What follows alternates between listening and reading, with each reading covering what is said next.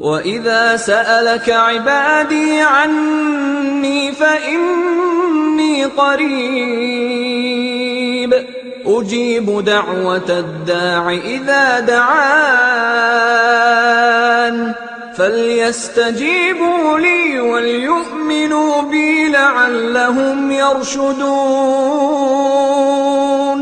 أُحِلَّ لَكُمْ لَيْلَةَ الصِّيَامِ الرَّفَثُ إِلَىٰ نِسَائِكُمْ